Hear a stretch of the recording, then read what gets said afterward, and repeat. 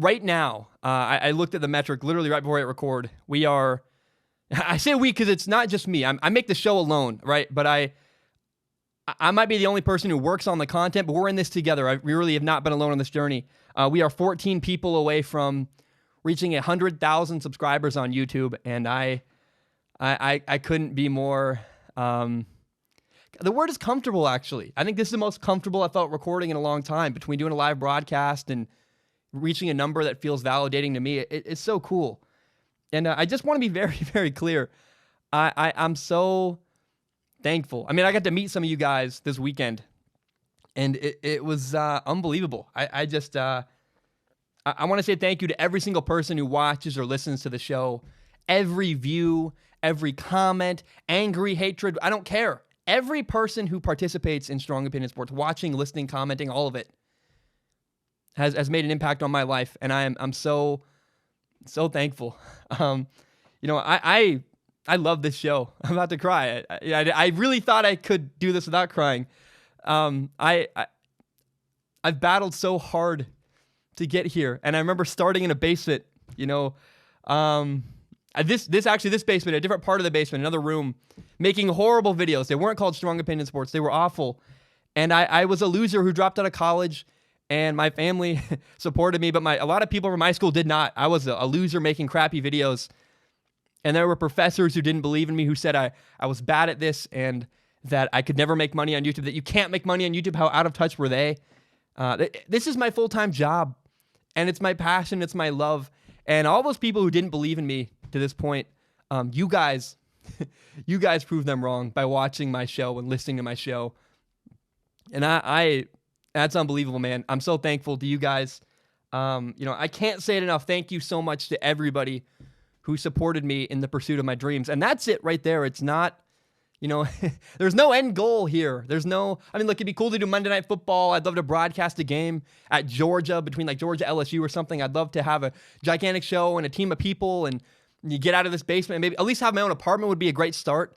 But it's the pursuit that is so fun, right? There's not an end goal. It's the chasing of the dream that is the best part of this entire thing, and continuing to make a show and, having hope for the future that it'll be even better and brighter someday, and enjoying every moment along the way. I just cannot say thank you enough to everybody who's participated in this show.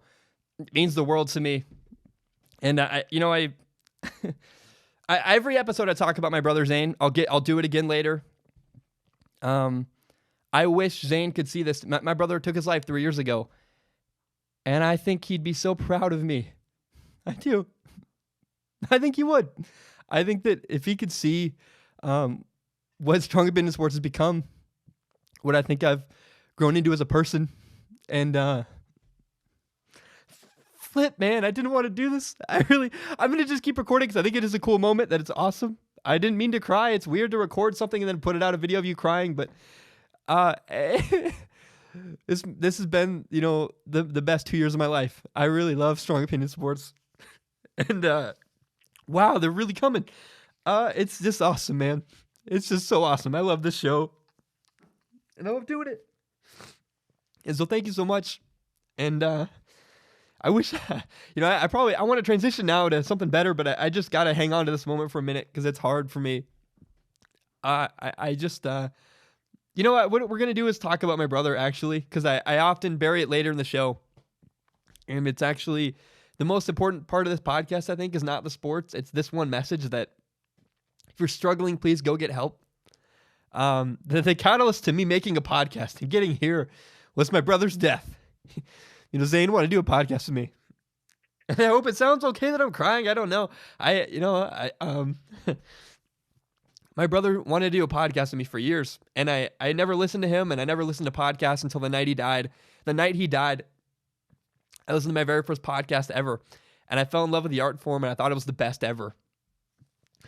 And, the two hard lessons I learned when my brother died were, one, if you're struggling, please go get help. My brother never talked to anybody. My brother never shared his struggles. And one day I found him dead on the floor of his bedroom, And I just encourage everybody, for listening and you're having a hard time, don't suffer in silence. Please go get help. Go talk to a professional. Please go get help. And the other painful lesson I learned in that whole experience was I wish I'd done a better job reaching out to my brother and making sure he was okay and that he knew he was loved and that I'd be there. I was there for him when he was having a hard time. And so please make sure the people in your life know you love them and make sure they know they're cared for. My best friends in the world helped me this entire time to get to Strong Opinion Sports. This really cool milestone that is meaningful to me. I didn't realize how meaningful it was till we got here. And the suicide hotline is 1-800-273-8255.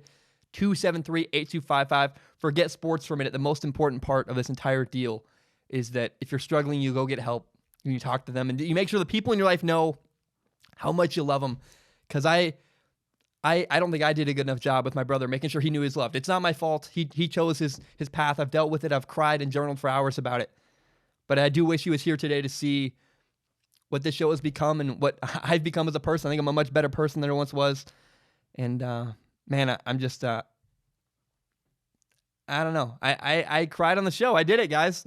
I didn't mean to. I think it makes a touching moment. I acknowledge that, it's pretty cool, actually. But I didn't mean to. That was not my goal. And just thankful for my family and the people who supported me along the way.